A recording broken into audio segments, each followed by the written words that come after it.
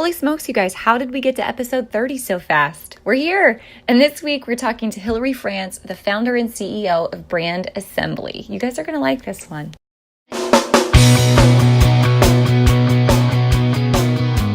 Let's talk about your business, strategy, and the juicy details of what actually works, from mainstream fashion to fashion on Main Street, and the entire ecosystem behind it. How do we scale your company and do it with the balance and the happiness that we all seek? Let's hear from those insiders, experts, and strategists that actually make it happen. I'm your host, Ashley Alderson from the Boutique Hub, and I can't wait to chat.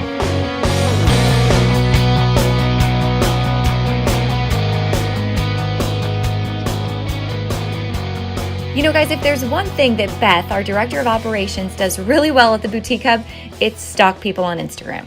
And I don't mean stalk them on Instagram in a creepy way, but I mean she is always looking for new accounts to follow, to be inspired, whether it's from graphic design or event layout, or finding new companies and new accounts that we should know and collaborate with to help our community at the Boutique Hub. So I wasn't surprised when Beth found this great account on Instagram called Brand Assembly. Soon after she introduced me to follow Brand Assembly, she was so inspired by the design and the feel of this company and what they were accomplishing, but also the fact that what they were doing is really similar to what we're doing at the Boutique Hub, connecting the boutique industry. They're connecting contemporary design space and emerging designers in the contemporary fashion world to one another and living in a spirit of community over competition, just like we are at the Boutique Hub. So needless to say, we knew we needed to meet the team at Brand Assembly. Now, it wasn't long after this that we headed to Dallas for our second annual Boutique Summit. And wouldn't you know it, but Brand Assembly was also showing at Dallas Market Center. So after we had a chance to meet up with Hilary France, the founder and CEO of Brand Assembly, we knew we wanted to collaborate more often with them. They had a beautiful setup where they were repping a number of brands, bringing them together under one roof to better serve their industry of emerging contemporary designers, but also helping make it easier for boutique owners in that space to connect with the right type of brands for their store. Now, guys, this is just the beginning. I wanted to introduce you to Hilary this week on the episode, on the podcast, because she's got a great view on where the fashion industry is headed. She spends her time between New York and LA and working with a number of great contemporary designers and stores throughout the country. So we sat down this week to talk about what is the contemporary market today and how is it different from what's happening in fast fashion. Also, how can emerging designers team up to better reach their ideal demographic of stores? And I think what she has to say is true not just for contemporary designers, but designers, makers, and wholesale accounts of all types. Plus, what's the future of ethical fashion? And why is it that education makes our industry come alive in a whole new way with the trends that we're seeing right now? Guys, Hilary is a visionary, super smart woman. I'm so excited to get to introduce you to her. And I know if you are a member inside of the Boutique Hub and you've been inside of our Retail Bootcamp course, we're actually taking a trip to LA together this fall, everyone inside of that course, and we're going to get to meet Hilary in person as we attend one of her events at Brand Assembly and hear from her panel of speakers.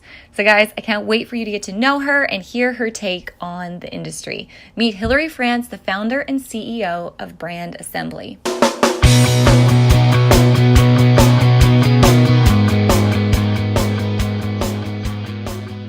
Hey guys, welcome back to Boutique Chat this week. I'm so excited to be talking to Hilary France, the founder and CEO of Brand Assembly.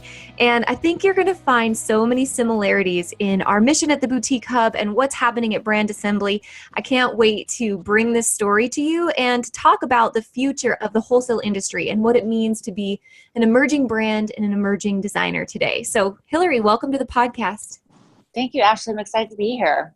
Yes. So I don't know if you and I have talked about this, but Beth on our team has silently been stalking Brand Assembly's Instagram for quite some time now.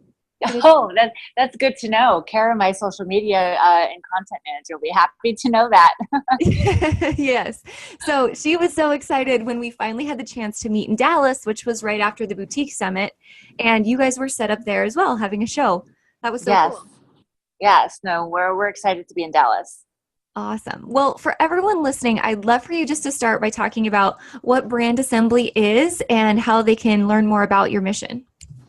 Of course. So I would keep this part brief because I'm sure we'll get into a little bit more of the details of what Brand Assembly does. But Brand Assembly was founded a little over 5 years ago. I had been in the fashion industry for about 10 years before I came up with this concept on the sales side.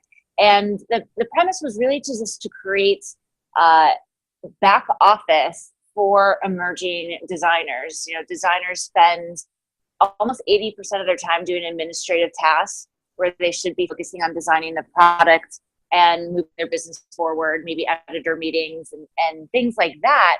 That was really kind of the initial idea. Luckily, I also had been arranging a collective of brands in Los Angeles when I worked for Rachel Zoe, and really wanted to kind of expand that when I had the platform to start my business. So simultaneously, I was starting a back office business as well as a trade show, but realized that they kind of go hand in hand, because with starting the trade show, I really also wanted to help support emerging designers as well. Absolutely. So your why is really to be almost like a central platform for all the emerging designers to help them leverage one another and yourself and your team so that they can scale and grow even faster. Exactly. My why is really to see kind of the underdog succeed. I have always loved, I was a competitive tennis player, so always even loved, when watching matches, wanting that underdog to really, either have a strict competition with, like a Serena Williams, or at least, even beat them. So I've always been passionate about that, because they don't have necessarily all the resources that these large brands have. And I really want, everybody to have the same kind of equal amount of success, which is why when you go to our trade shows, you'll see that everybody's almost on the same playing field. There's no big booth build outs or anything like that. So I guess that's my why, is that I really do love kind of the underdog. Mm-hmm. I love that. It's so similar. I mean, everything that you say, I laugh because I could echo it at the Boutique Hub. That's our why as well. Like, we want to change people's lives, and we want to see the underdog succeed, the independent retailer versus the big box store. So that's so cool. Now, you're typically working with more like advanced contemporary brands and designers. Is that right? Can you tell me more about, some of the brands that people may or may not know that they can find at Brand Assembly? Yeah, no, of course. So, I mean, it's so nice having your own business where you can create a group of brands that you personally love. I'm a diehard contemporary shopper. So that is at the moment, our focus of the trade shows that we put together. And I really love finding brands that are undiscovered, seeing them on Instagram. One of my favorite designers of all time, Nikki Chasen, I found through Instagram, and there was this coral printed top that I had to have. And I just reached out to her by email saying I loved the top personally. I wanted to buy it. And it kind of cultivated this relationship of then her eventually participating in some of our trade shows and being part of our community. So I really, love finding those designers. Nikki Chasen is one of them. Where Mountains Meet, Wit, some of these very up and coming, cute, quirky brands are kind of on my radar. So do you find, are they coming from all over the US? I know you guys have 2 office locations. Do you find that they're more local to New York and LA? It varies. I've seen such a huge boom in Los Angeles over the past couple years, especially when I started my business out in LA, and also working with Rachel Zoe out in LA. I've seen so many new designers pop up there, or even designers move to Los Angeles recently. I think they're getting a little bit annoyed with the weather here in New York potentially. But Maria Stanley is one of my favorite ones out in Los Angeles. So they kind of come from all over. We've also been seeing designers that have lived in New York and moving to other cities in the country because of just the accessibility with technology, and not having to always be in a manufacturing hub all the time. Yeah. Sylvie was one of them, moved to Seattle. Ashley Rowe is another one that lives in Marfa, Texas, of all places. So it's really cool to see that they are popping up all over the place. Yeah, and it makes it so easy. They probably are eliminating a great deal of overhead at the same time. Exactly. I want to back this train up for a second, because you talked about working for Rachel Zoe. Can you tell us more about that experience? Because that's goals for a lot of people, right? Yeah. Working at Rachel was amazing. I came in to launch her collection. This had to be 10 years ago now, when she launched her collection with an all-door collaboration at Neiman Marcus, and I was the global sales director there, so helping build that strategy and that massive launch and kind of the marketing strategy behind that. It was amazing. She had a great team. I had a great experience because at the time it was a license relationship with Li and Feng. So really got to learn the ropes of those types of relationships, but also working very intimately with the Rachel Zoe team. Awesome. So that was 10 years ago. And then did you have another transitional, like somewhere you were at before Brand Assembly? You said, because that was about 5 years ago you started this? Yes. So after Rachel Zoe, I went to work for a brand called Kimberly Ovitz, which was a big post-recession movement where people wanted to wear black all the time. Mm-hmm. So she was a little bit, obviously in an opposite direction of Rachel Zoe, a little bit edgier, but I had the opportunity to oversee not just sales, but production, keeping design on calendar, then also running the finances of the business. It was financed, family financed.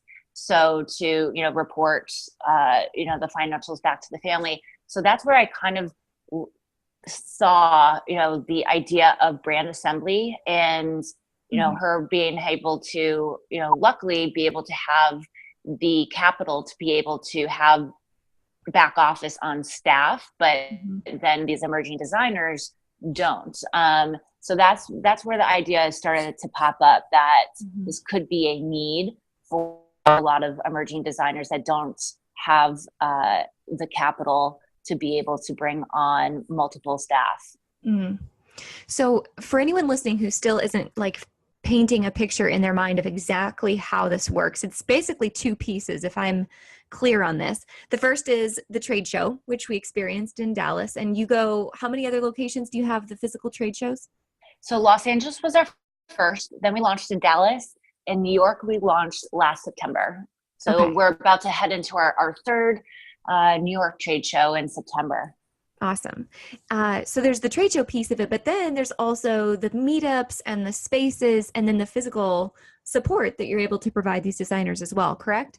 Exactly. So we created a space about 2.5 years ago called The Square, which is almost like a co-working community space for fashion professionals. So we have showing space. We also have production freelancers, stylists that are able to come in here, graphic designers, anybody within the fashion community that needs a place to work. But also we do a lot of workshops and panel discussions that are educational tools or even just fun, topics that we're talking about that are industry relevant or sometimes not even industry relevant, but really it's a place for people to network and work. I love it. I love it. So basically you're building a community in an industry that was really pretty siloed previously, right?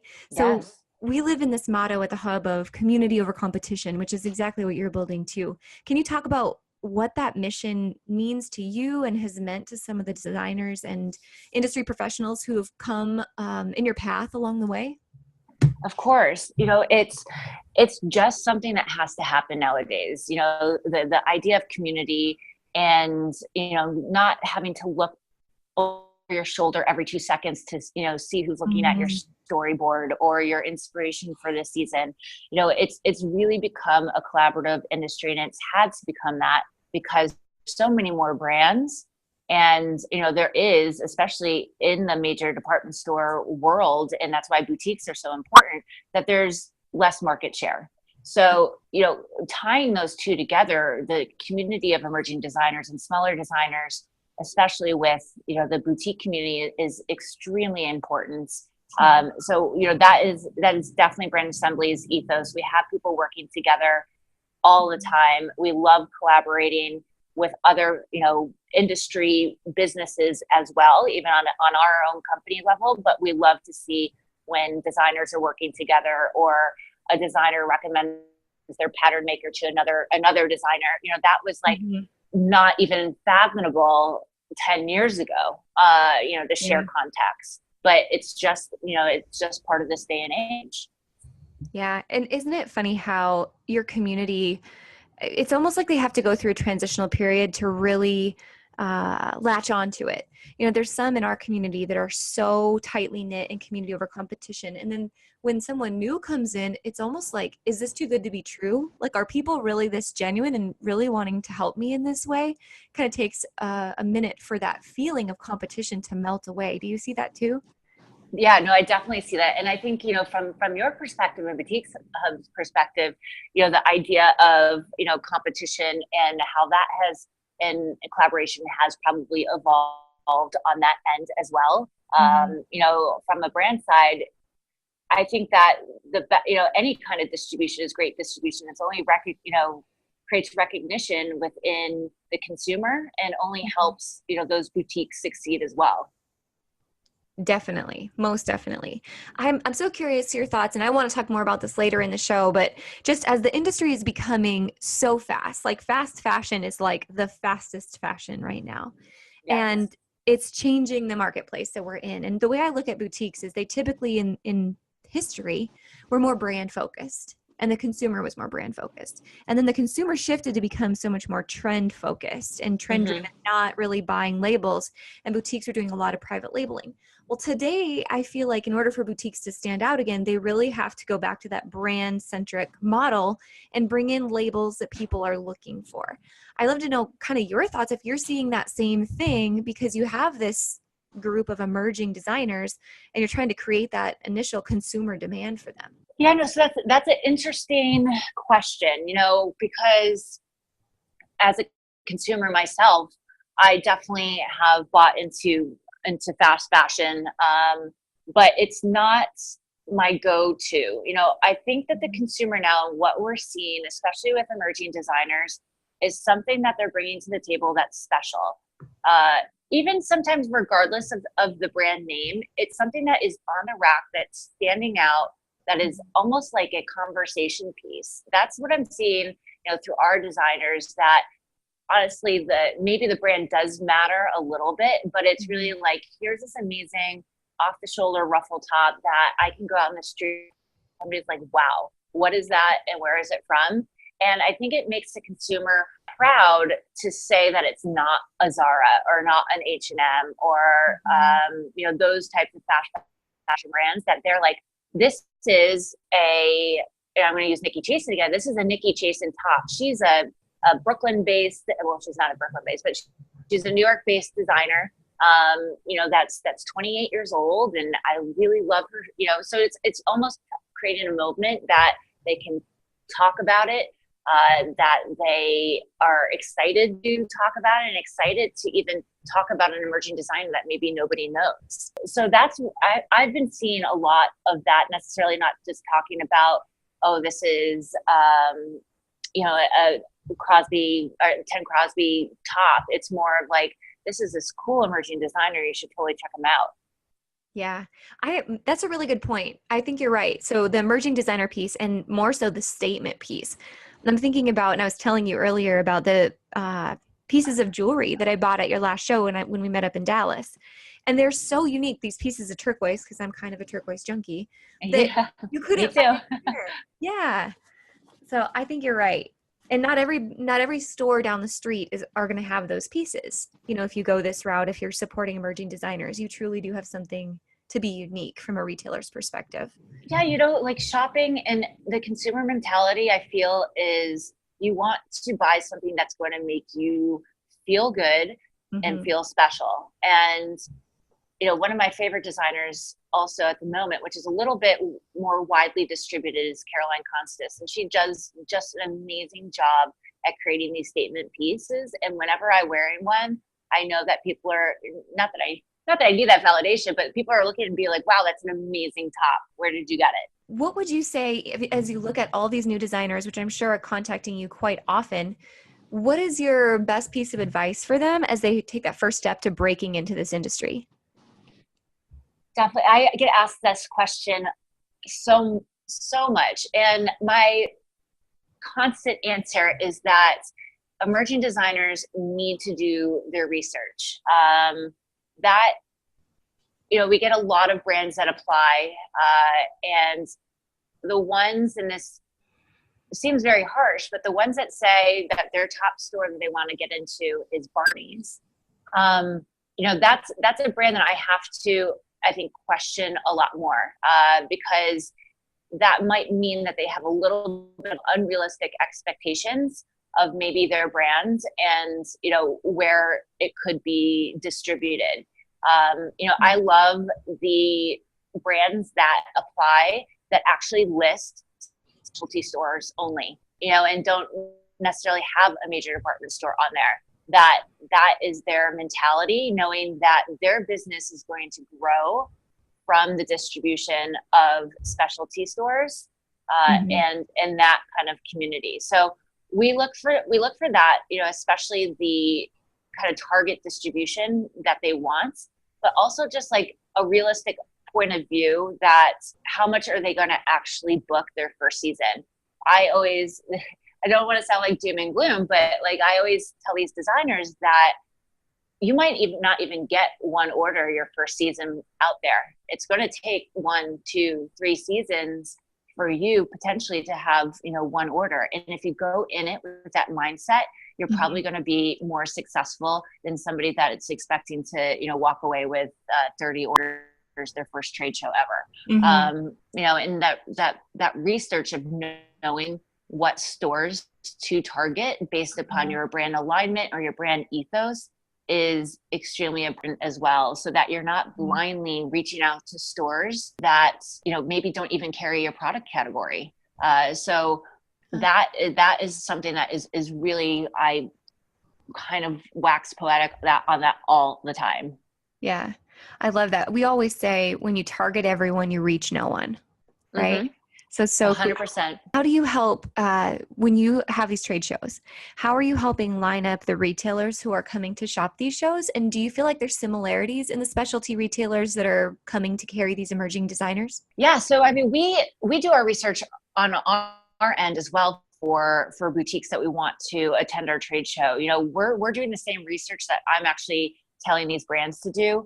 What are the brands that we are targeting? Who are the brands that are already in our community? And what are the stores that carry that product? Are there any new boutiques out there that should be carrying some of the brands that participate in our trade show? Who are they? How are we going to target them? We love to do fun initiatives when it comes to targeting buyers. Now that we're in 3 cities, it's really about that awareness in the buyer's mind of these 3 cities. When we launched the 3 cities, this past year, we sent out Pintrol pins representing all the cities: an apple for the Big Apple, a cowboy for Dallas, and a palm tree for Los Angeles. So, just by doing our own research too, we want to make sure that we're targeting the right buyers and having them have access to these amazing brands that we put together. I'm excited about that. And can we leak like a secret that we're working on while we're chatting about this? Course.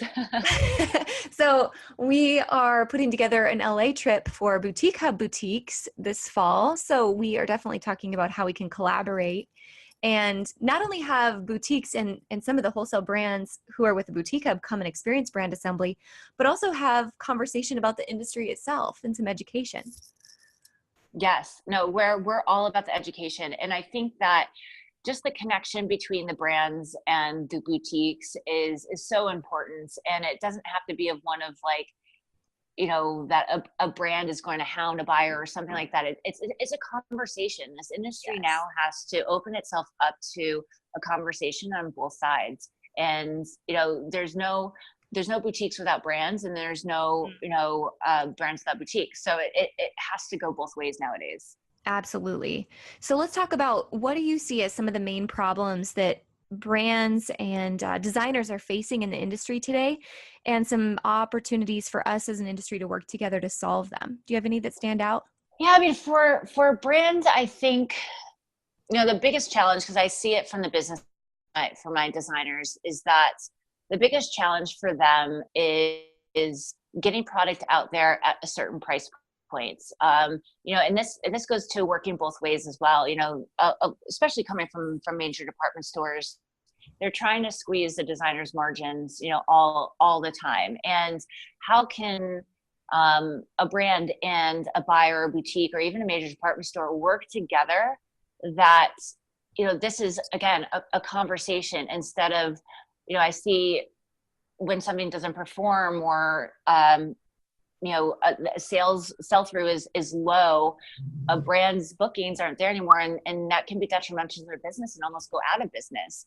So it's I think it goes both ways, but I think designers are up against a challenge because they do want to be in these stores, but then it becomes a negotiation that, it sometimes ends up being detrimental to their business. On the boutique side, I think that same thing, like they're taking a chance on designers that they love, and if it doesn't sell, it is like, what do I do with this?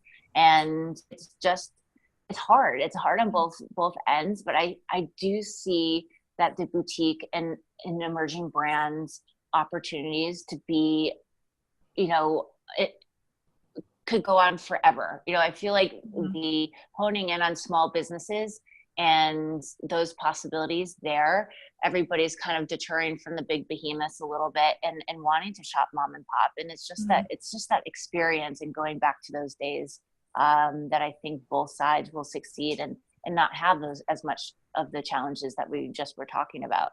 Do you think there's, through that conversation, there's an opportunity? You were talking about markdown schedule and even just how fast fashion has really become. And when, say, boutiques are bringing in a piece, a coat, a jacket, let's say in July, and they're marking it down by October, how do we begin to change that piece of the conversation and holding those pieces, or maybe not allowing the boutique to take on such a huge risk by making that purchase and hoping it sells early? Of course, talk forever on the subject, but I think it's something that would take, a huge monumental move by the industry, and somebody has to be the spearhead of this conversation, is that the seasonality of the industry is all backwards. We are shipping heavy coats in July, and by the time you actually need them or want to buy them, there are 30% off markdowns. So there has been this conversation of buy now, wear now, but the calendar hasn't shifted to that. So like designers need 6 months to produce goods, but they are showing it in February to then deliver in July. But to change that whole calendar, it would be a monumental move, because you're shifting production schedules, you're shifting fashion weeks, you're shifting trade shows in multiple cities. It would be I think it has to happen, but it's like, okay, like how do we all start that conversation? But it really comes down to the seasonality of what you're shipping and when. And like I said, if you're shipping a heavy coat in July, of course it's going to get, marked down, and maybe have some stock on the floor until somebody buys it. And again, that's, the margins get squeezed down and passed down from the boutique to the brand to, even technically the textile, provider, because everybody's trying to make their margins.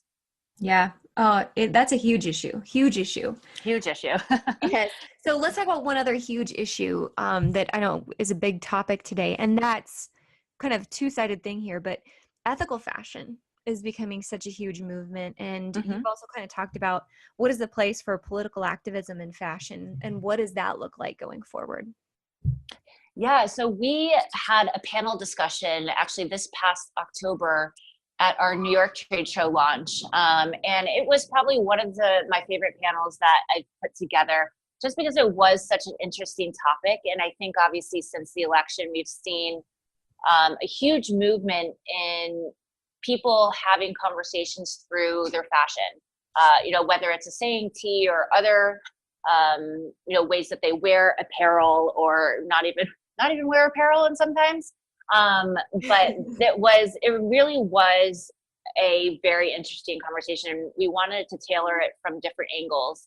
We had a retailer, we had Kieran Zabet on the panel, a designer, Rachel Antonoff, who's huge into kind of political activism and social messaging.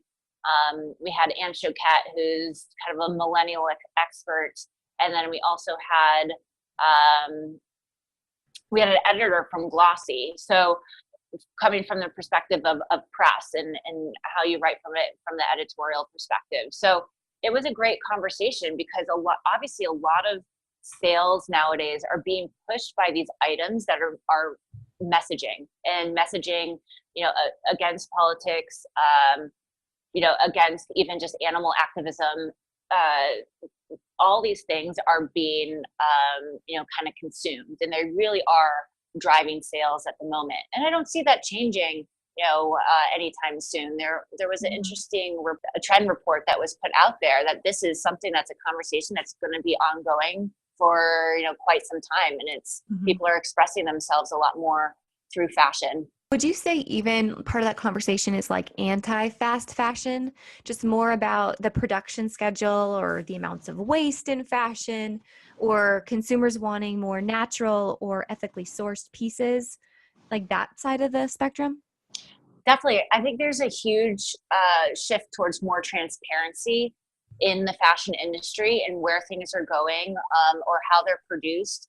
I can't think of the designer off the top of my head, but there was a pop-up or by this one New York designer that actually was even selling and repurposing their quote unquote inspiration pieces. So, obviously designers draw inspiration from many different places, but a lot of them do draw inspiration from archived items from other designers or, vintage, things like that. But that backs up in a stock room and, maybe eventually gets thrown out. But it was this idea of being repurposed, into the fashion industry, and was kind of like a cool conversation in that sense. But even just sustainability, is something that is a huge conversation now, within designers, and how does that kind of translate to the consumer and have the consumer be interested in that as well? Instead of just being a garment on the floor, how does that messaging that it is sustainable or that it's eco-friendly really come about? And when you're just like in a sea of clothes, it's like that's kind of a challenge, especially for those brands. Yeah. So you're kind of playing into my hand because I want to ask you kind of a pointed question that I know you're going to have an answer to next. Mm-hmm. And this really goes to the changing winds of buying wholesale, whether it's in person at a trade show or online, and how wholesale is really become so omni-channel. So the question that's being asked is, are trade shows still necessary? And given you're a trade show company, I'd love to hear it. Yeah, that's a really good question. I get asked that all the time, with the direct to consumer and the focus on direct to consumer. So I guess I'll answer this in two parts, because there's obviously the direct to consumer component, which is retail, but also, the idea of wholesale transactions also happening, through some, companies that provide those platforms for those transactions to happen. So I'll address kind of the wholesale side first.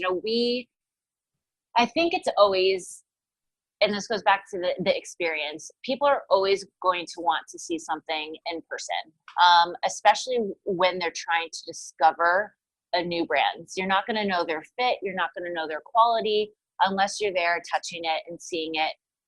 And I also think that, especially with an emerging designer, the connection between the designer and the retailer is so important. So, you're having those two things. It's like the touch and the feel, but it's also the story and the experience with the designer that I think the boutiques that are looking for new brands really, really need to have.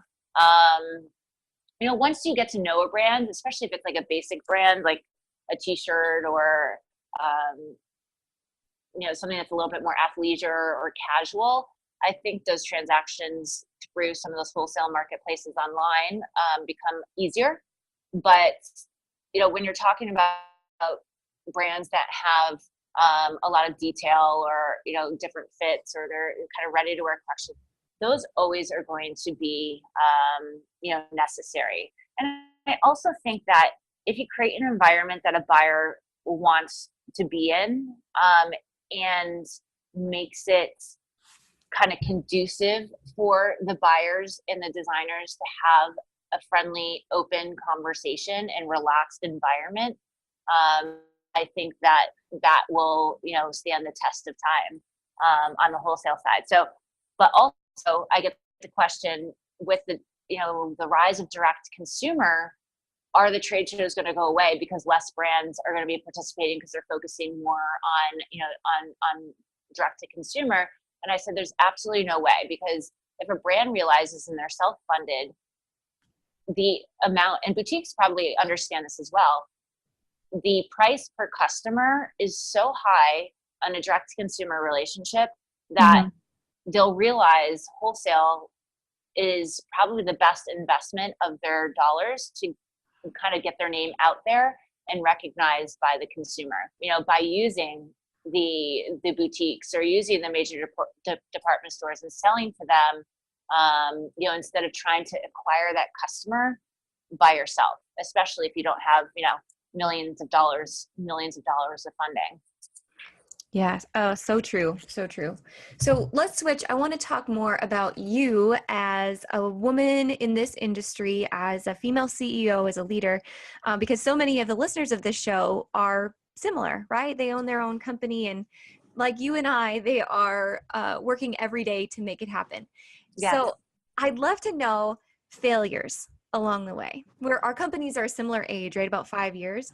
So obstacles that you faced along the way, or big fears that you had to overcome to make this happen? Yeah. So I'll talk about one obstacle because it's kind of like funny, and it's, has something to do with our trade show. But we launched Dallas last June. So June of 2017.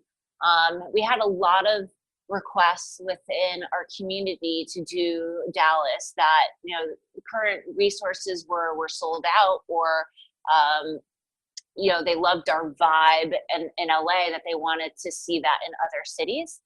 So we launched Dallas, having done probably about a year and a half of research and finding a place. And we wanted to make it interesting. And if any of your boutiques within your network have been to Brand Assembly, natural light is extremely important to us. It goes back to making that enjoyable experience.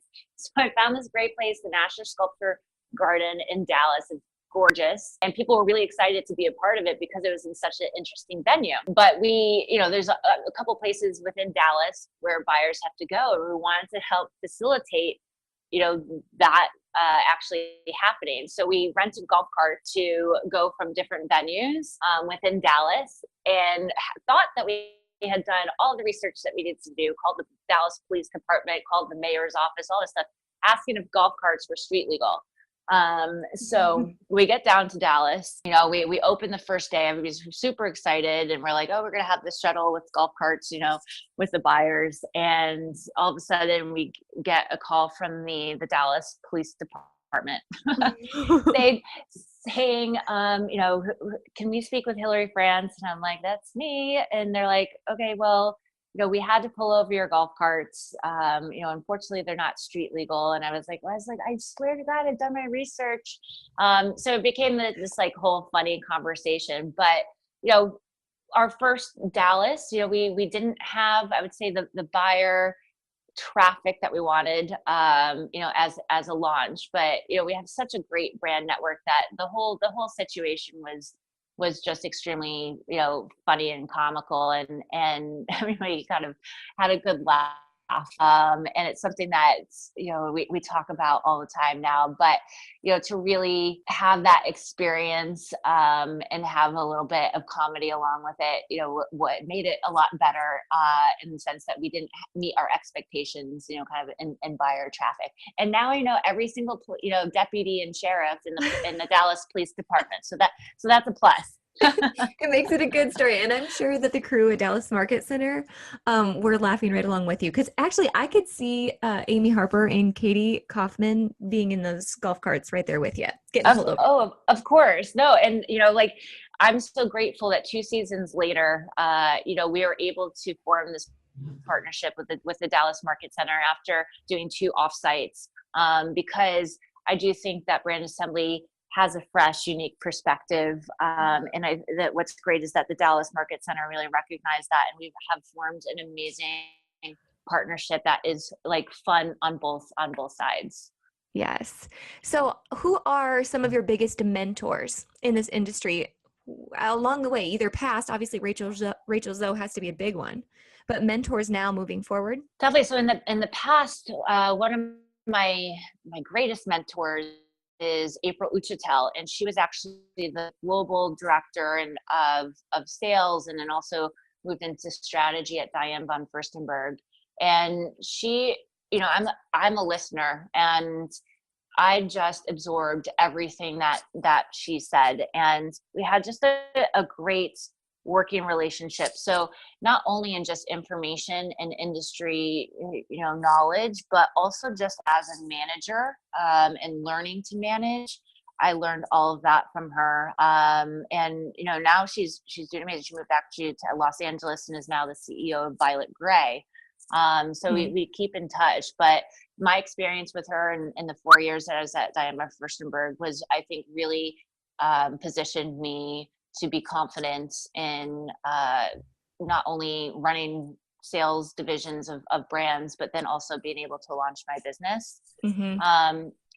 Now that I'm a business owner, I definitely draw from inspiration from many different places, as terms of mentorship, but probably most of them are, kind of like outside the industry, because I feel like just within my own network, I'm getting all that knowledge of the fashion industry. That what's important to me is how to be a business woman, and a business leader in this day and age. Mm-hmm. So, mentors, I mean, everyone has to have great mentors, but how about style icons? Who's one style icon that you have that you haven't been able to meet yet, but would love to? Oh gosh, putting me on the spot. Um, I what's funny is that if you ask any of my team members to kind of pinpoint my fashion aesthetic, they couldn't probably name one person, but they know exactly what I would wear. Yeah. So I would say, like, in modern day and age, I would say it's like maybe a Taylor Tomasi, but I think I'm really into a lot of vintage. So maybe like a Charlotte Gainsbourg, or even like a Katharine Hepburn combo. Mm-hmm. If that even makes sense. I'm totally digging it. And I love the vintage piece. Like, you definitely Yeah. have your own signature style, which I love about you. No, what's interesting is that it's kind of, I think my clothes that I'm picking up now are actually representative, maybe a younger generation, where I think I was like dressing older as when I was younger, and now it's kind of moving the other way. I don't know Yeah. what has inspired that, but that's kind of where I'm coming from at the moment. I think that's so interesting. Do you think part of it, like, if you're thinking about being like a female CEO, right? And when you're Mhm. younger, and I'm even going back to when I was like early 20s and had a pretty great career for someone my age, there is this pull to be older in some ways. And then I don't know what the line is, but I've definitely hit it where it's the flip side. And you're like, oh, if I could be younger again, like these wrinkles aren't going away. Do you think that that's No, part of it's it? true. That's a yeah, I think so. You're when you're younger and just out of college, I think you're challenged to be older beyond your years and sophisticated, and you have to get a job, and Yes. you have to represent yourself in a buttoned up way. But I Yep. think nowadays, especially as a businesswoman, or someone in a senior position, I think just being authentic is almost, goes a longer way than being buttoned up and kind of rigid in that sense. And my whole team would probably be like, I am the most open book, kind of everything's I wear on my sleeve all the time. But I think it's that authenticity that people gravitate to. They can relate to that. Yeah, and maybe that makes you seem younger, when you're a little bit more open and fun loving. Definitely. Free to be you for sure. Exactly. So you're traveling a lot and you're a busy woman. You've got all these things that you're juggling at one time. So I'd love to know, what's your go-to for feeling refreshed and avoiding burnout along the way? That is the constant battle for me. I am always on. Someone someone actually described me as an over functioner the other day, which I guess means that my brain is always thinking about the next thing and never feeling settled or comfortable. Yeah. I try to, when I travel a lot, now I try to block out at least one day or an afternoon where I'm not even connected to this world at all. And it's a challenge, and it's something that I have struggled with from the beginning, and I think will always struggle with, but I'm conscious of it and I'm aware of it, and definitely making concerted efforts to try to have that separation a lot more. I go up to upstate New York a lot just to kind of disconnect from the city. But it's even nice to work from there, to have a little bit of a clear mind. Mm-hmm. I love to go on hikes, and that's kind of like my thinking time. That I guess that's kind of like my separation and my recovery time, to be honest. Mm-hmm.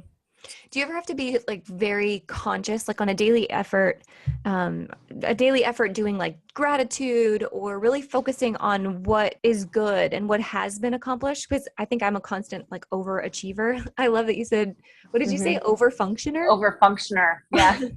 I love that. So it's hard because you get to that place where you want to be, but then once you get there, it's like, what's the next?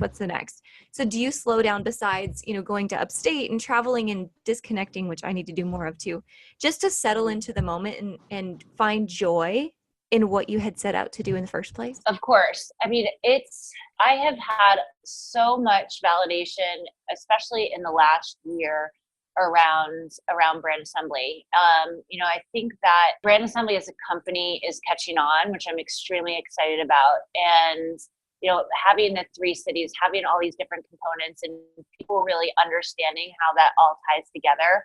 And even, as you mentioned in the beginning of the podcast, you have somebody that works with you that has been following brand assembly.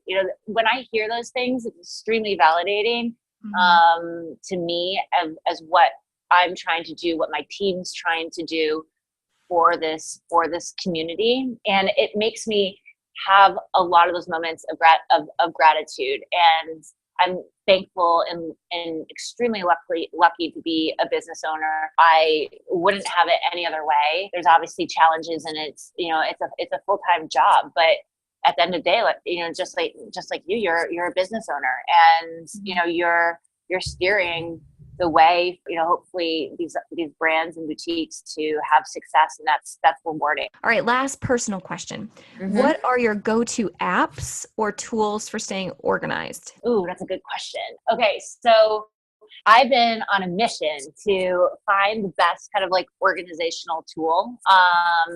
Recently, I've been using Asana, which is an app that is kind of like a task list, but it has a calendar, and you can have groups and manage teams. And that's something that I think like I'm not utilizing it enough. And I think like the possibilities are endless. I also still keep my chaos method of what I have to do for the day, which is a variety of keeping notes on a notepad, random sheets of paper, Post-its, open email list, Asana. So it's kind of organized chaos, but it works at the moment. It's your own brand of organized chaos, right? Yeah, exactly. It felt like I could like kind of brand all of that into one thing. And other apps, I really am, just an Instagrammer.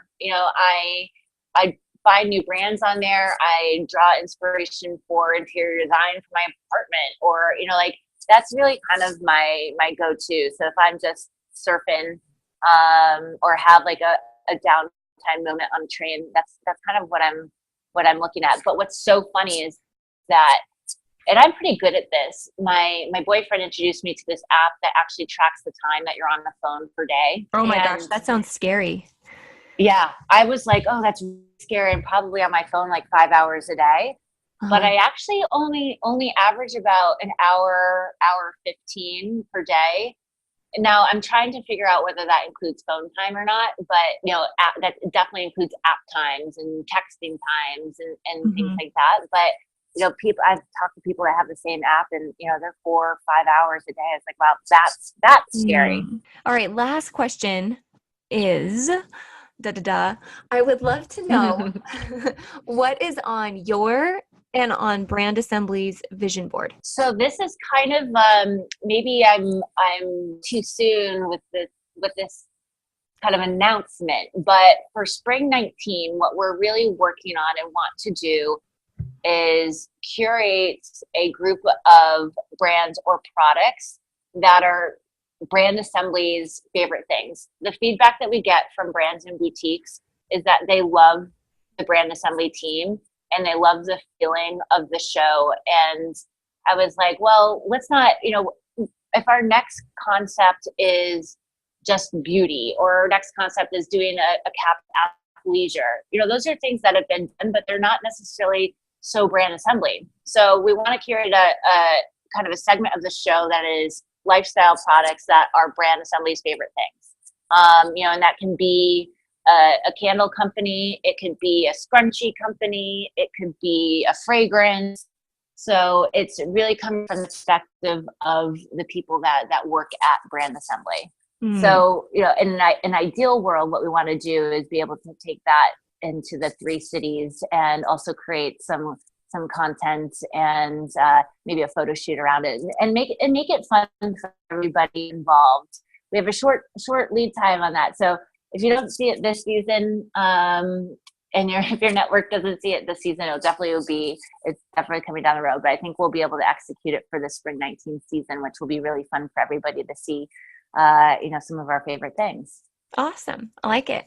All right. Well, Hillary, thanks so much for your time today. I can't wait for our community to get to experience Brand Assembly if they haven't already, whether it's in Dallas or in LA this fall. I think that's going to be an awesome collaboration and opportunity. If anyone is listening and they would love to know how to get in touch with you, what's the best way? The best way is to email me directly. It's Hillary, 2 L's, at brandassembly.com. So if you have any questions, I answer every single email. Please reach out. I love answering questions. And if it's about, our brand network, even better. Awesome. Thanks so much again for joining us, Hillary.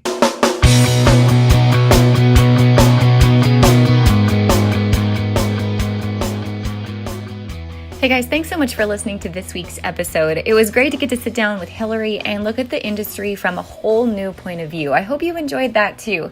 It's easy to get so caught up in our day-to-day activity in our business, and it's almost like we're working in our business instead of on our business. And it takes an outside perspective once in a while to help us rise up and to see the forest through the trees and to look for new opportunities and ways to grow what we're working on right now.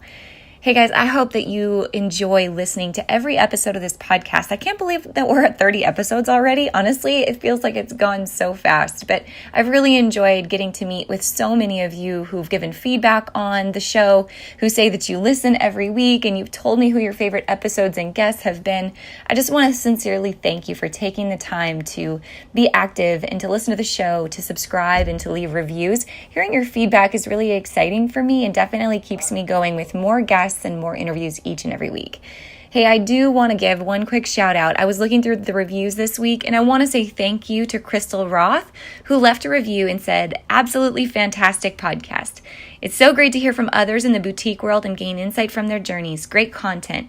I've learned a lot and have had a ton of great ideas to implement myself from just the first few episodes." Hey, Crystal, thanks so much for listening and for leaving a review.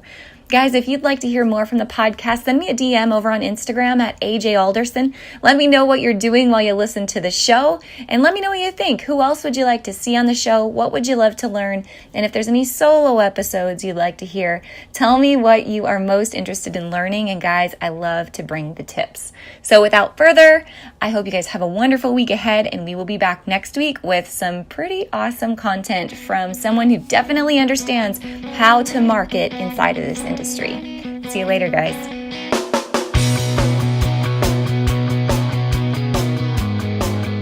Hey guys, thank you so much for listening to this episode. We hope that you loved it. Don't forget to hit subscribe and leave a rating and review down below for a chance to be one of our featured listeners each and every week. For more information on our spirit of community over competition and how to access complete show notes and bonus downloads from our guests, head on over to theboutiquehub.com and join the community. We'll see you next week.